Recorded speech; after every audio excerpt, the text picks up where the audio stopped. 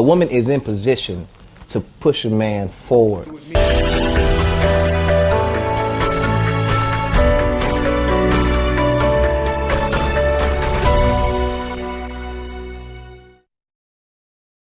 What's going on, everybody? Today I want to talk to you about dating outside your race. I have a passage of scripture for you, which is Numbers 12 verse 1. New King James Version, and it reads like this. It says, "Then Miriam and Aaron spoke against Moses because of the Ethiopian woman whom he had married, for he had married an Ethiopian woman." Before I continue, I want you to live your best life by applying scripture to your relationships. So the question is, why is it that dating outside your race is such a problem for some people? Now listen, I find especially for black people that there is a stigma attached to this, especially black men dating outside of the black community.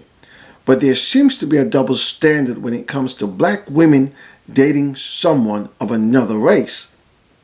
Now, in the story above, we see that if you read the rest of the passage, you recognize and see that God turned Miriam, Moses' sister, into a leper for speaking against them because he married an Ethiopian woman. So you need to watch what you say about people, because if God doesn't have a problem with you marrying someone of another ethnic background, then why should anyone else? So, like I stated before, it seems to be a double standard, because even though that some may say something like Serena Williams, who's married to a Caucasian man, Halle is married to a Caucasian man. I believe that the rapper Eve, she's married to a Caucasian man, and you don't hear much talk about it. But when black men marry whether Asian or white women, black women seems to have a problem with it. So black people seem to make it, they make it seem as if you're selling out if you date someone else of another ethnic background. But I find that it's not an issue, and I don't see why it should be an issue. Whenever a black man dates outside the black community, as opposed to when a black woman does it, there is a lot of talking. Black women are very angry about it. Listen, true love is not about color, but it's about compatibility. It's about submission in the marriage, and it's about understanding. If the person that understands you and cares about you and is attracted to you and truly loves you, then what is the problem? Even if they're from another ethnic background, there should not be a problem with it. Why in the world would you pass up an opportunity for happiness anyway because he or she does not look like you? That doesn't make sense. You know, it doesn't make sense. And I'm going to tell you a story from my own life. My life story goes like this. My great-grandfather was an Irishman by the name of Alfred Francis Corbett. He came from Ireland, came down to the islands, and he married a black woman. Her name was Frances Riley. So it's amazing. His name was Francis. Her name was Frances Riley. She was a black woman. Okay, they got married. They had 13 children. My grandmother was the last of 13, and she loved her father dearly. She spoke about him fondly.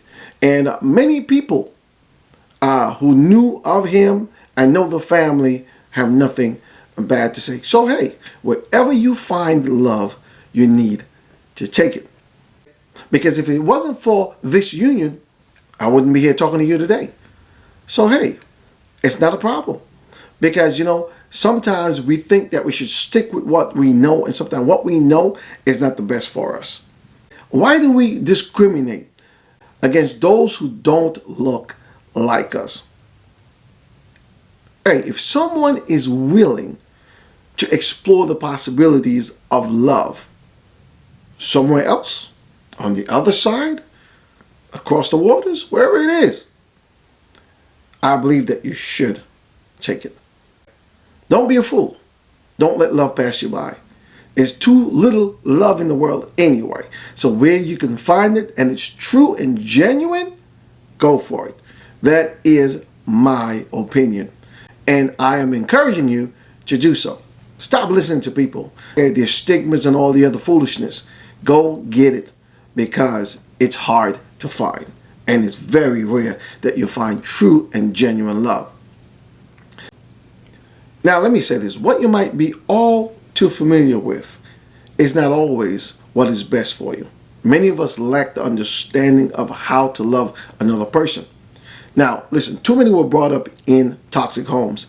And because that is what we know, it is the only thing that we have to offer others. Okay? Because this is what we are around all our life, when we get into relationships, we find that we carry that same toxicity with us because we don't know any better. So if we look for love in other places and other faces outside of what is traditional, we might be pleasantly surprised by what we find. So I recently made a video about black men getting their passports and heading to the Philippines to find wives. Now, I know that there are some black women who have a serious problem with it. They don't like it at all. But I believe it's a good thing because it allows us to take a step back and examine what it is that we have to offer. What do I really have to offer potential mate? Am I a toxic person? Am I a whole person? Am I disagreeable? Am I lovable? Am I likable? Do I really need to work on myself some more before I even get somebody else in my life? We need to ask ourselves those questions and stop fooling ourselves that people are going to just accept us for who we are. And many of us have baggage and problems that we need to work on and get that stuff out of our lives before we even think about bringing somebody else into our space. Because and right about now, it seems as if we're at an impasse, because some black men are still trying to find out if black women know what it is they really want. And then on the other hand, we find that some black women are tired of dating black men, and because they don't fulfill their high expectations. So I have a video clip about some brothers talking about why black women can't find love. I want you to take a look at this. A woman is in position to push a man forward. Even though all the obstacles that we had to overcome, all the stuff from 1980 with dealing with drugs and poverty and lack of education, we're still making it in 2011. A good black man is a man that will love you like he loves his daughter. Wilson says he's a product of epidemic struggles within the African American community. He sold drugs when he was younger. Then at 34, he met his future wife, Joyce. He was out of work with only a high school education and living at home with his parents. And I told her that I was in barber school and I was going to be finishing up maybe in 2 more months. Wilson says his wife took a chance on him. We've been married 6 years, and my wife worked for me. She used to work for Shell, Narco, EPA inspector. Now she works at Mr. Chills. I think Counselor Kenneth Foy says more black women should take that leap of faith. a lot of those women have been educated, they got good careers, and I think they have shortened the scope by looking for educated guys. Now, there are some single black men out there. For instance, Craig Stewart. He says he's still searching for Mrs. Right. Like my dad told me, he said, you have to meet a woman that's going the same direction you're going. You can help her, she can help you. It's not the color, it's what this person do to make you happy. Sometimes because of the strong will of the African American woman, it come across many times as disrespectful. All right, so now that you've seen that clip, I've got another clip for you. Lonnie Love and the other ladies on The Real talk about finding love in unfamiliar places. Take a look.